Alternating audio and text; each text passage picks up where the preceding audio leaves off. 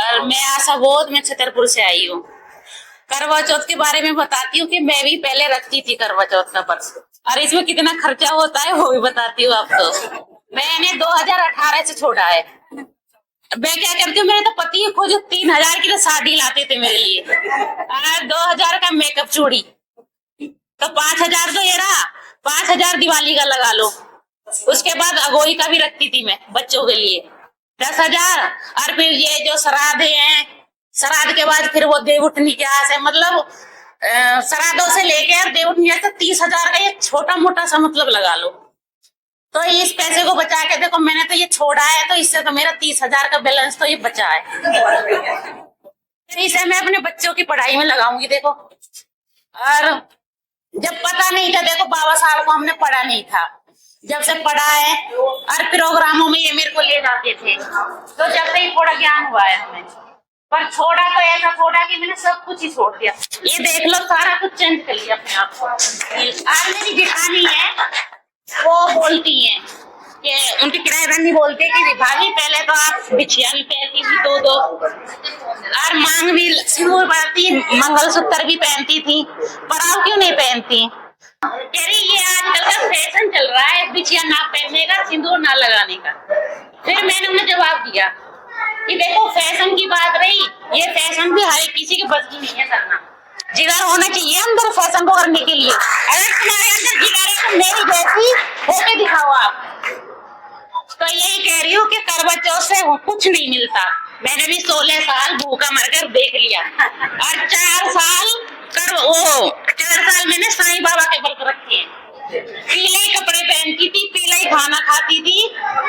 शादी से पहले से रखा थी, शादी के बाद भी 3-4 साल रखा है यहाँ पे। और ये भी 3 दिन तो जागरण में ये दिन रात वहीं पे रहते थे माता की सेवा करने के लिए। और जब तक नाम ही लेके पूजा नहीं करते थे, तब तक चाय नहीं पीते थे, जब तक देसी घी की जोत नहीं जला लेते। तो पहले इन्होंने अपने आप को चेंज करा। मुझे ये बताते थे कि बाबा साहब को पढ़ो, देखो ऐसा किया, तो मैं थोड़ा इग्नोर कर देती थी। मन की पता नहीं क्या क्या बोलते रहते हैं, थोड़ा दिन तक मैं इग्नोर कर देती थी। फिर मेरे को इन्होंने प्रोग्राम में ले जाना चालू करा, तो मैं गई वहां, मैंने लेडीजों को देखा और सुना, और बुक में पढ़ा कि देखो हमारे बाबा सामने हमारे लिए कितनी कुर्बानी की है, माता रामाबाई ने कितनी कुर्बानी दी है। तो हम क्यों इन पत्थर की मूर्तियों को पूज रहे हैं, बेफालतू में अपना पैसा खराब कर रहे हैं। अच्छा खाओ, अच्छा पहनो, अपने पतियों को भी खिलाओ, खुद भी खाओ, बच्चों को खिलाओ, उम्र तो ऐसी लंबी हो जाएगी। बेफालतू में क्यों भूखे मरो, और खाओ पियो और मजे करो, छोड़ो ये पत्थर सब। जय वीर नमोदय। मेरा नाम मोनिका भट्ट है, मैं जवाहरलाल से आई हूँ। मैं पहले तो व्रत वगैरह बहुत करती थी, लेकिन अब तो मैं कुछ नहीं करती। मुझे 6-7 साल हो गए, मैंने ये सब चीजें छोड़ दी है, मैं कुछ नहीं करती। और हम जैसे महिला होती है, हम एक दूसरे को देख के कहती है कि हमारा पड़ोसी क्या बोलेगा कि तुम ये चीजें नहीं करते हो, सिंदूर नहीं लगाते हो, पैरों में बिछिया नहीं पहनते हो। तो हम एक दूसरे को देख के, पड़ोसियों को भी देख के, तो ये हो जाता नहीं हम नहीं करेंगे, और हम ये सारी चीजें भी करेंगे। हम बुद्ध को भी मानेंगे, हम बाबा साहब को भी मानेंगे, और हम भगवान को भी मानेंगे। वो ये सब चीजें नहीं करने, ऐसे मतलब सब चीज मानते हैं वो, और कहते हैं हम ये सब कि हम ये भी नहीं करते हैं। लेकिन महिला क्या होती है कि वो जब ये चीजें नहीं करती है, तो उसको मतलब गलत नजर से देखा जाता है कि तुम ये नहीं पहनते हो और तुम ये चीज नहीं लगाते, तुम्हारे हाथों का तो कोई पानी भी नहीं पिएगा। ये मुझसे भी बोला था हमारे पड़ोसी ने कि तुम ऐसी क्यों रहती हो कि मतलब तुम कुछ नहीं करती हो और तुम्हारे हाथों का तो कोई पानी भी नहीं पिएगा। मैंने बोला कि मैं थोड़ी ना तुमको पानी दे रही हूँ, मैं तुमको पानी पिला रही हूँ कि तुम पानी पियोगे। मैंने बोला मैं तो अपने बाप को बाप बोलूंगी, मैं किसी के बाप को बाप नहीं बोलूंगी। मैं वेद प्रकाश गौतम, ये मेरी जीवन संगी है। पहले मैं व्रत में पाखंडपने में बहुत ज्यादा फंसी हुई थी, खूब व्रत करे गई, शुक्रवार के, शनिवार के, सोमवार के, सब चीजों में वो थे। अब मैंने अपना दिल और दिमाग का तारा खोल दिया, अब मैं सब चीजों से दूर हूँ। ये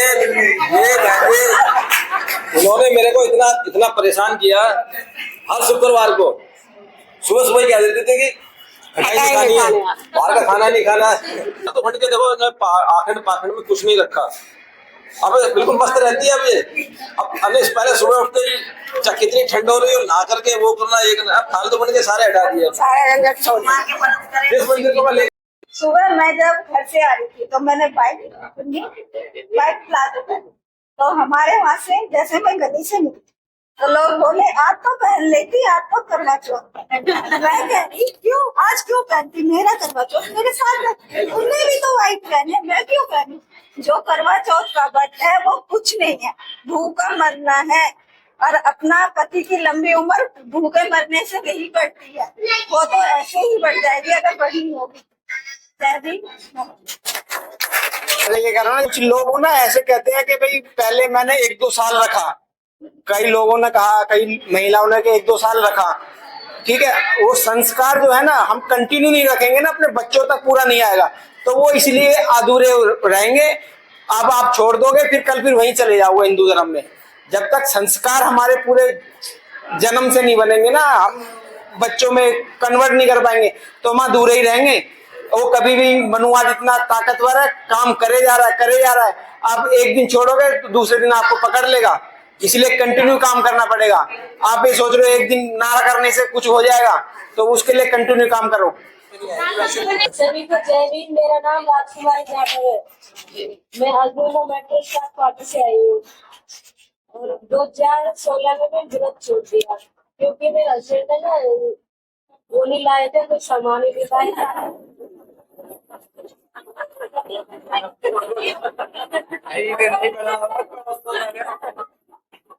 मैं व्रत रखती थी, ये जताना चाहते थे, चाहे में मुझे दिखाते थे मुझे। सही किया आपने, बहुत अच्छा डिसीजन लिया। सभी के लिए नमस्कार। राजस्थान में रहने वाले और फरीदाबाद से आए हुए हैं और मैं बाबा साहब के मिशन से 2015 से जुड़ा हूँ। दिल्ली आने के बाद, दिल्ली के आने से पहले भी मैंने भी आप लोगों ने तो मंगलवार से घूमने, मैंने रविवार का भी आ सकता है, मतलब 7 दिन में 4 बारों में मैंने किया है। मैंने अपनी पैदल यात्रा की है, भगवान को मतलब पूरी तरह से मानता था। लेकिन 2015 के बाद बाबा साहब को पढ़ा और बाबा साहब को मिशनों में काम करना शुरू किया, उनमें जाना स्टार्ट किया, तो मतलब वो जो अज्ञानता थी पाखंडवाद और अंधविश्वास की, वो मेरे अंदर से निकलना शुरू हो गई। और उसके निकलने के बाद में मेरे अंदर जो जागृति आई थी, उसके बाद मैंने सब कुछ छोड़ दिया, पूरी तरह से मेरे परिवार को बदल दिया था। मेरे घर में यहाँ पे भी नहीं, राजस्थान में भी जितनी भी कम से कम 10-15 मूर्तियां लगी हुई थी, उनको भी निकाल के फेंक दिया था, उनको भी कचरे में डस्टबिन में डलवा दिया था। तो उसके बाद में मतलब बाबा साहब को मैं पूरी तरह से फॉलो करने लगा हूँ और जो भी बौद्ध मिशन के उसके लिए मैं पूरी तरह से काम करता हूँ। इसके अलावा हमारे जो मेट्रो में एक अमृत ड्राइव टीम है, वो भी हमारा मतलब पूरी तरह से हम कार्य करते हैं। 14 अप्रैल को बड़ी धूमधाम से मनाते हैं, सेंट्रलाइज भी मनाते हैं और हर स्टाफ क्वार्टर जितने भी हैं उनमें भी हम मनाते हैं। इस बार हमने शशि भूषण जी को भी बुलाया था अजरंदा स्टाफ क्वार्टर में और वहाँ पे बहुत अच्छा प्रोग्राम हमने किया था।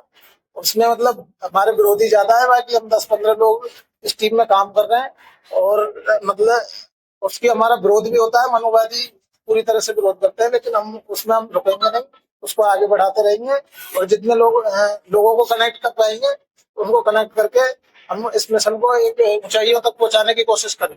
और गौतम बुद्ध को नमन करते हुए बाबा साहब को नमन करते हुए सभी को मेरा जय भीम नमो बुद्ध है। सभी ने बहुत अच्छा बोला है और मैं बहुत शॉर्ट में कहूंगी और छोटा सा परिचय देती मैं। मेरा नाम कृष्णा कुमारी बौद्ध है, मैं फरीदाबाद से आई हूँ। एक छोटे से गांव में पढ़ी लिखी थी और 12th में पढ़ती थी तो मेरी शादी हो गई और 93 में मेरी शादी हुई है। 2016 से मैंने व्रत छोड़ा हुआ है और मेरे हस्बैंड क्लास 1 ऑफिसर हैं। लेकिन मैंने जब मेरी बेटी बड़ी वाली ने ग्रेजुएशन करी तो मैंने ग्रेजुएशन करी, उसके बाद फिर मैंने एक फैशन डिजाइनिंग में कोर्स किया और फिर उसके बाद मैंने मास्टर्स किए। अभी आप लोगों का तो पहला जन्म होगा, मेरा दूसरा जन्म है। एक भी बहुत भयंकर बीमारी से मेरा दूसरा जन्म मिला है। तो इसलिए मैं चाहती हूँ कि इस जीवन को मैं महिलाओं के लिए समर्पित करूँ कि मेरी वजह से कोई, अगर मेरी बातों से कोई प्रभावित होकर अपने जीवन को बदल ले। सबसे पहले मैं ये कहना चाहती हूँ कि एक तो सारा जो घर की जो सारी इज्जत है वो महिलाओं के ही ऊपर है। वो इसलिए है कि सर पे पल्लू डालेंगी तभी वो घर का जो है वो उनकी इज्जत बरकरार रहेगी। तो अगर तो इक्वलिटी, हम बाबा साहब के बच्चे इक्वलिटी है, तो फिर आप भी उस इज्जत को बराबर आप भी सर पे रखिए, पहली बात। दूसरा ये है, एक सुहाग की जो निशानियां जो डालते हैं, हमें पता नहीं है चूड़ियां वो क्या होती है, कि जैसे किसी गाय के बछड़े को बांध देते हैं, भाई ये कहाँ जा रहा है पता चल जाती है। इस प्रकार ही महिलाओं को ये चूड़ियां पहनाई गई थी कि जहां जाएंगी इनको पता चल जाएगा। पैरों में पायल पहनाई गई थी। ये बेड़ियां हैं, इन बेड़ियों को हम तोड़ेंगे तभी हम कुछ आगे कर पाएंगे। पुरुष, आप बुरा मत मानना, ये बाल छोटे रखते हैं, ये बाहर बिजनेस कर सकते हैं, ये बाहर नौकरी कर सकते हैं। वो इसीलिए करते हैं कि भाई इनको तैयार होने में 5 मिनट लगते हैं बस खाली। महिलाओं को जानबूझकर ये बोला गया भाई तुम बाल लंबे रखो तभी आप बहुत अच्छी लगती हो। और आपको मतलब महिला इसमें ही उलझी रहती है कि मैं मतलब अपने सजने संवरने में ही, बुरा मत मानना, सॉरी अगर किसी की भावनाएं कोई आहत होती हैं तो। और जो मेकअप जो करते हैं हम लोग जो करते हैं, इससे 10 प्रकार के कैंसर होते हैं, बिंदी से, इससे, लेकिन हमें पता नहीं चलता। हमें उलझाया गया है, हमारा ब्रेन वॉश किया गया है और हम मतलब अपनी शक्ति को ही नहीं पहचान रहे। मैंने छोटा सा बिजनेस शुरू किया था 2017 से, और मैं एग्जीबिशंस लगाती हूँ। आज मैं 10 से 11 मैंने नेशनल और 2 इंटरनेशनल एग्जीबिशन लगाए हैं। अकेले ही मैं आउट ऑफ कंट्री गई हूँ, अकेले ही मैं वहां से आई हूँ, अकेले ही रही हूँ। तो एक छोटे से गांव से निकलकर मैं तभी ये संभव हो पाया है कि जब मैंने ये सब नहीं किया है। अगर मैं भी ऐसे ही रहती, मैं भी इन चीजों में उलझी रहती तो ये संभव नहीं था। तो बस मैं इतना ही कहना चाहती हूँ आप लोगों से, ये व्रत वगैरह, और ये बहुत अच्छी बात है आप लोग जो आज आए यहाँ पे, आपने ये इनिशिएट लिया है कि भाई हम व्रत नहीं रखेंगे या आपने छोड़ा हुआ है। ये तो एक छोटी सी एक है शुरुआत है, लेकिन आप अपने ऊपर भी वर्क करिए। जहां भी आप हैं, एक तो सबसे पहले पढ़ाई अपनी शुरू करिए। एजुकेशन बहुत जरूरी है, इससे हमें बहुत ज्ञान मिलता है, अपने बारे में, अपने अधिकारों के बारे में पता चलता है। और उसके बाद में कुछ भी करिए चाहे, लेकिन अपने पैरों पे जरूर खड़ा होइए। आपके अंदर बहुत शक्ति है, आप पुरुषों से ज्यादा शक्तिशाली हैं, लेकिन आपको पता नहीं है। जैसे हाथी को एक छोटी सी रस्सी से बांध दिया जाता है और कहता भी ये तोड़ नहीं सकते तुम, और वो उसी से बंधा रहता है इतना शक्तिशाली होके भी। तो हमारी भी शक्ति इन चीजों में बांधी हुई है, हमें पता नहीं है अपनी शक्ति का। जो हम पुरुषों को जन्म देते हैं तो हम तो इनसे बहुत मतलब कहने का आगे हैं और हम ऊंचे उसके सत्ता हैं। लेकिन इन लोगों ने भाई ज्यादा करके कि नहीं, कि इनको इस तरीके से उलझा के रखो, भाई तुम्हारा, हमारे पिता का सम्मान करो, बड़े भाई का सम्मान करो, आप पर्दा रखो। आप मतलब जब पर्दा किसी के चेहरे पे पड़ गया तो वो कैसे आगे बढ़ेगा। किसी इंसान के सामने आप पुरुष पर्दा करके रहे, भला देखे कितना आगे बढ़ जाएंगे। सॉरी अगर किसी को कुछ लग रहा हो कि मेरी बातों में थोड़ी सी है, एक महिला की जो टीस है, एक जो दर्द है, वो एक महिला ही समझ सकती है ज्यादा। मैंने वो चीज समझी है, मैंने वो झेला है, मैंने भी पर्दा किया है, तो मुझे पता है कि जब तक पर्दे में थी तो मैं कुछ समझ ही नहीं पाती थी। एकदम घर की 4 दीवारी के अलावा कुछ भी नहीं। हम बाहर निकलेंगे, मार्केट में देखेंगे तो तभी तो हम कुछ सीखेंगे, हम कुछ करेंगे। अगर हमारे आंखों पे ही पर्दा पड़ गया तो वहीं खत्म है, सब कुछ खत्म। बहुत हुनर वाली महिलाएं हैं जो कि बहुत एक से एक ज्ञानवान हैं। मैं बहुत छोटी थी, 5 साल की थी कि मेरी माँ गुजर गई थी। 22 साल की उम्र में 3 बच्चे पैदा करके माँ मेरी मर गई। 2 भाई भी मर गए, रह गए सिर्फ मैं और मेरे पापा। मेरे पापा तब 26 साल के थे। आज 26 साल के लड़कों की शादियां नहीं होती। मेरे पापा आजीवन ऐसे ही रहे और मेरी परवरिश की, मुझे पढ़ाया लिखा। और मैं बहुत यंग एज में थी कि मेरे हस्बैंड नहीं रहे। मेरी 3 बेटियां थी, समझते हो? 3 बेटियों का मतलब है ना, ताने लोगों के। इवन मैं टीचर थी, मेरे स्टाफ में जो अच्छी वेल एजुकेटेड महिलाएं थी वो कहती थी लड़की लड़की है। मेरी दो नंद थी, दोनों डॉक्टर थी। दोनों क्या कहती थी, हर साल लड़की पैदा करके ले आती है, फिर पता नहीं किस घमंड में घर में आ जाती है। इस तरह के अल्फाज बोले जाते थे। पर मैंने कभी फील नहीं किया कि मुझको लड़की पैदा हुई, क्योंकि मेरे फादर ने मेरी परवरिश ऐसे की। मेरे फादर, सबसे पहली बात बता दूं, बाबा साहेब को मानने वाले थे, मानने वाले नहीं थे, मरते दम तक नीले झंडे में गए और आरपीआई के फाउंडर थे, फाउंडर मेंबरों में से थे मेरे फादर। तो मेरी परवरिश एक ऐसे आदमी ने की जो खुद बहुत बड़े क्रांतिकारी थे। फिर मेरी 3 बच्चियां हो गई और शादी के 5 साल तक बच्चे नहीं हुए, और जब हुए तो 3 साल में 3 हो गए। मैंने कभी करवा चौथ का व्रत नहीं रखा, कभी मैंने किसी भगवान की पूजा नहीं की, भगवान बुद्ध की भी नहीं की, पूजा नहीं की है। इनके बताए हुए रास्ते पर चलती हूँ, बाबा साहेब के बताए हुए रास्ते पर चलती हूँ। बाबा साहेब की भी पूजा नहीं करती, ना भगवान बुद्ध की पूजा करती है, सिर्फ इनके बताए हुए रास्ते पर चलती। क्योंकि मेरे फादर ने मुझे यही सिखाया कि इनकी पूजा नहीं करनी है, इनको भगवान बना के, जैसे ब्राह्मणों ने हमको भ्रमित किया हुआ है कि ये मिट्टी के देवी देवताओं के आगे हमको पूरी जिंदगी सर झुकाना है, अपनी कमाई पूरी मंदिरों में देनी है, वो सब नहीं करना है। वो सब मैंने नहीं करा। मैंने 3 बच्चियों की परवरिश की। बड़ी बेटी मेरी सुप्रीम कोर्ट में लॉयर है, सेकंड बेटी मेरी दिल्ली जल बोर्ड में बहुत बड़ी पोस्ट पर है, और तीसरी बेटी मेरी शिपिंग में है, जो भी मर्चेंट नेवी उसमें है। तो तीनों बच्चे मेरे काबिल हैं। और मैंने जब 2 की तो शादी हो गई, जब मैंने 2 के लिए वर ढूंढे तो ये नहीं देखा। मैंने कहा, तो लोगों ने मुझसे पूछा कैसा लगा चाहिए। उनका सबसे बड़ी बात तो ये पहले कि वो धार्मिक ना हो, मुझे धार्मिक लड़का नहीं चाहिए, और वेल एजुकेटेड हो, वेल मैनर्ड हो। बस मैंने अपने 2-4 परिचित यूनिवर्सिटी के प्रोफेसर वगैरह से बात की, कैसा लड़का है, शादी कर दी, कोई जांच पड़ताल नहीं करी। मराठियों में है, महाराष्ट्र के लोगों में है, और एक यूपी वालों में है। 2 बेटियां मेरी, दोनों अलग अलग उसमें है, अलग अलग स्टेट में। दोनों सुखी हैं, बहुत सुखी हैं, है ना, कहने का। और दोनों ही बुद्धिस्ट, उनके जो परिवार थे, एक जो यूपी वाले हैं, जब वो नई गई थी तो उसको थोड़ा सा मुश्किलों का सामना करना पड़ा। सबसे पहली बात तो घूंघट के लिए कहा उसकी सास ने, पल्ली डाल ले सर पे। उसने कहा क्या होती पल्ली कि सिर ढक ले, मुंह ढक ले, कि नहीं मुझे नहीं पसंद, आप ढक लो, आपको पसंद है तो। बेटी ने कहा कि मुझको नहीं पसंद, तो वो ऐसे ही रही। ससुर ने भी बड़ा इतराज करा, जबकि नाम वहां जो मेन गेट है उस पर लिखा हुआ, उनका नाम के आगे बौद्ध है ना। मैं जब अंदर उनके घर में गई, फर्स्ट टाइम एंट्री करी, तो वहां तो वो सूंड पूछ वाले सारे रखे थे। मैंने कहा ये क्या, मैंने कहा आपने तो बाहर लगाया तक थी, क्या बौद्ध है, हर पल बौद्ध लिखा है। और कहने लगे जी हमारी माता जी जिंदा है, जब तक तो ये चलेगा, है ना। तो फिर मैंने लड़के से पूछा, मैंने कहा आप भी श्रद्धा रखते हैं, तो फिर मैं यही बात खत्म करूं। कह रहे नहीं जी नहीं, मैं तो बुद्धिस्ट हूं। लड़के ने कहा मैं पूरी तरह से दिमागी रूप से अम्बेडकरवादी और बुद्धिस्ट हूं। मैं ठीक है, फिर रिश्ता पक्का है ना। तो बात यह है कि जैसे भैया ने कहा कि दृढ़ संकल्प होना बहुत जरूरी है।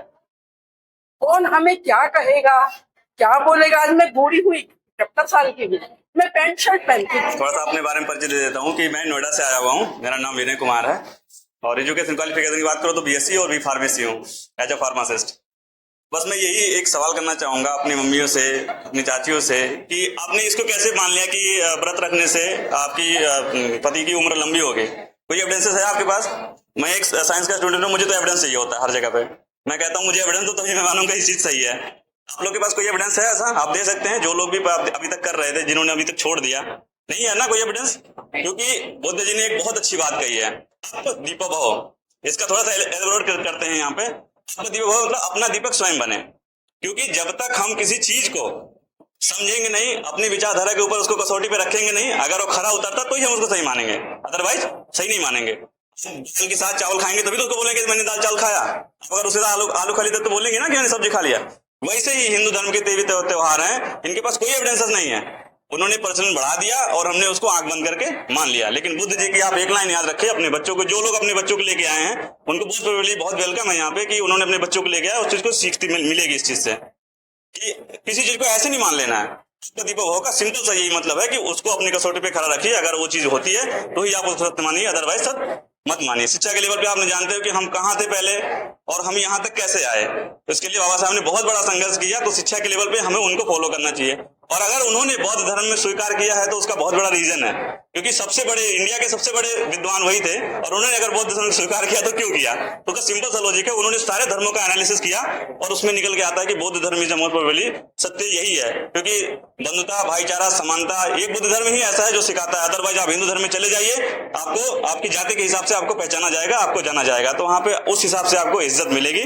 तो इसलिए मेरा मानना है कि आप बुद्ध धर्म को, धर्म नहीं धर्म है, इनके विचारों को फॉलो करें और इनके विचारों पे चले और किसी चीज को ऐसे ही मत मान लें कि मैंने कह दिया जी मान लिया, नहीं, अपने विचार पे रखिए। अगर वो खरा कसौटी पे उतरता है तो उसको सत्य मान। कि उसमें लिखा है कि हनुमान जी ने सूर्य को निगल लिया। सूर्य को निगल लिया तो क्या सिर्फ इंडिया में ये अंधेरा हुआ? आप फॉरेन कंट्रीज में चले जाइए, कोई एग्जांपल नहीं मिलता, कोई प्रमाण नहीं मिलता। तो आप ये सिंपल सी छोटी सी कोटेशन पकड़ के रख लीजिए, आप किसी के सामने ये बात बोल देंगे तो उसका सर नीचे हो जाएगा कि ये बात सत्य है। क्योंकि आप विदेश में जाएंगे, वहां पे इस तरह का कोई घटना है ही नहीं, कहीं पे वर्णन ही नहीं है कि मेरे यहाँ भी देश में अंधेरा हुआ था। ठीक है, तो मैं ज्यादा नहीं कहूंगा, अभी बहुत सारे होंगे बोलने के लिए, कोई दिक्कत नहीं। ठीक है, इसलिए सभी को जय भीम नमो होता है। टीम का बहुत बहुत साधुवाद करता हूँ।